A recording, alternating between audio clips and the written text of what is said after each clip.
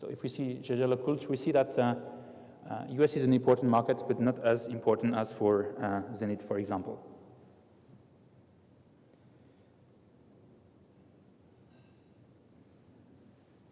So once you've done that, what is interesting to know is this graph is an example.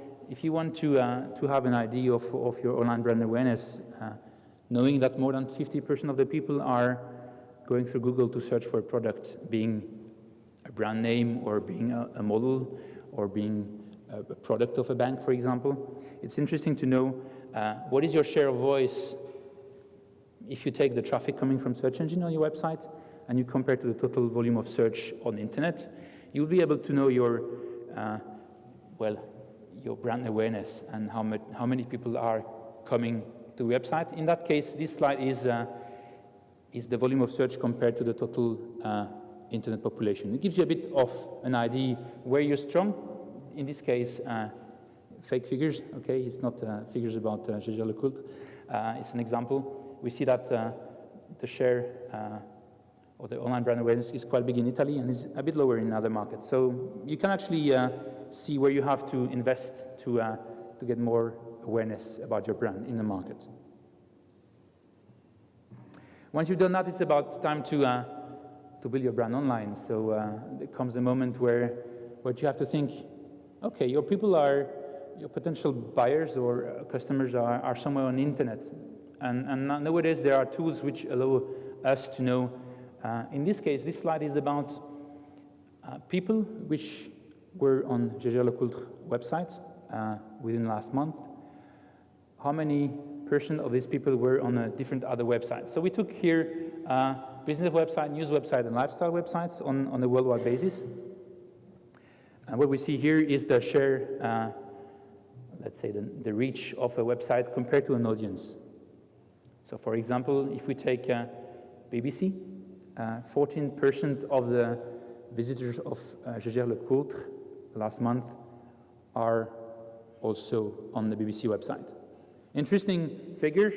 The thing is, for example, BBC, it's a huge traffic, so you might have a lot of loss because you're investing a lot of money and your audience is quite small compared to that total audience. So if you want to do the e-advertising, that's a good way to understand where your audience is surfing around. The next one is a bit more interesting. It's also for Jaeger LeCoultre. It's more about what is the level of chance you have to reach or to meet your audience on a website.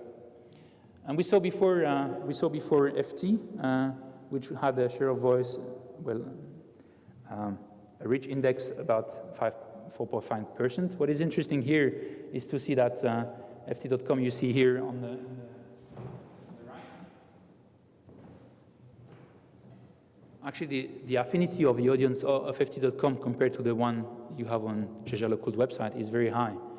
So you will have a big loss of audience for every penny you pay. You might have more chance to get your customer on FT.com than on BBC, although the reach is bigger. Okay, that's the idea of using tools to understand how audience is on the net surfing, which are your potential audience. This you can do for your own website, but you can also do for your competition, understand where your competition's customers are surfing around and capture traffic there with e-advertising. That's a way to do that.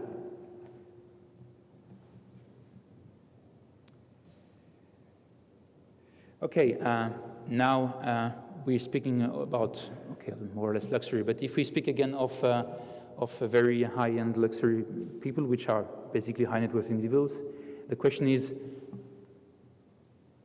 which of the advertisement they consider the most to make a choice buying a product. It's again this study made with millionaires in the US. And we see that criteria of choice, or what they used as a media to decide on the latest buy, is online bigger than magazines. Okay, so that means that online is more efficient to capture audience and to provoke a buy than a magazine. Sorry for the guys from the magazines. Okay, I don't want to go too much deep into e-advertising and the way you measure that, because Susan is going to do that, I'm sure, very well. So I'll leave that up to her. Basically, different objectives, different strategies. One is certainly if you want to build up a brand, and the other one is if you want to be efficient and bring traffic to your website. It's basically, as the classical advertising, either image campaign or tactical campaign. Typically, image campaign is the howtospendit.com website, which is live since Saturday. Steve will speak about it, so I'm not going to go too deep into that. But it's a typical way to do nice brand advertising. Another one is certainly also building up a brand, but also efficiency is another website which is called Wired. It's about a cost of bringing a visit to your website.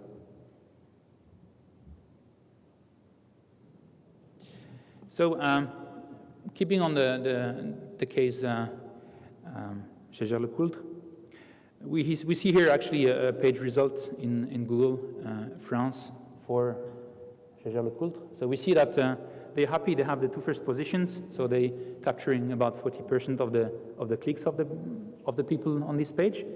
Good thing. We still see that we have a bit of competition or people buying the name here. So one important thing when you're a luxury brand is you protect your brand and be sure that only the one people allowed to buy the names in the markets where you can protect that. You do also protect that. If we see now, I'm using here an US IP address, okay, and the world is a bit looking other. Basically, we have a much more fierce competition. We have now someone paying on the top, and we have a lot of people on the right. Plus, we have on the bottom all the product shopping site of Google, which is basically capturing a lot of traffic to Gégère-le-Coultre.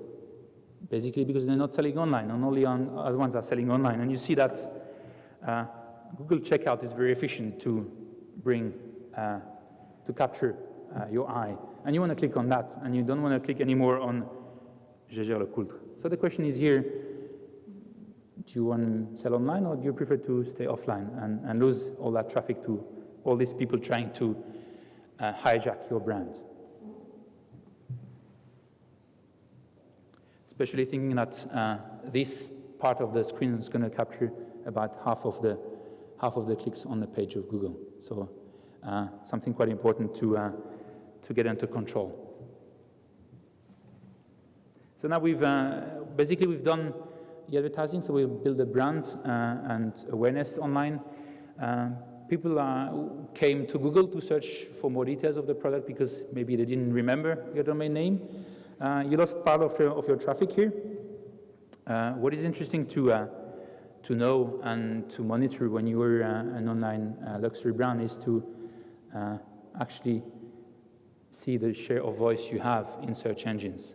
You basically use the volume of search, which is available publicly through Google, certainly, and for other search engines, for other markets too, depending on in which markets it's strategic for you. But we see here, for example, that this virtual company in luxury business is capturing 12% of the total search traffic on their website, so they're doing quite well in the US. But we see, for example, that in Germany they are quite bad, and they should actually work on be better positioned in search engine in Germany.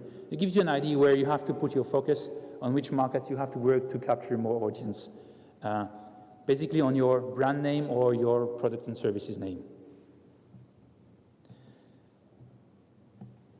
The last subject is one which is very disputed in the luxury business. A lot of people are telling us, okay, social media. What about that? I mean, there are so many people exchanging on social media, on Facebook, and on these other stories. What we think is interesting here is not about doing advertising on social media. It's more about exchanging or interacting with your fans or your audience, and that's a way to do CRM in a proper way. And I think it's a channel you should be using also in the future.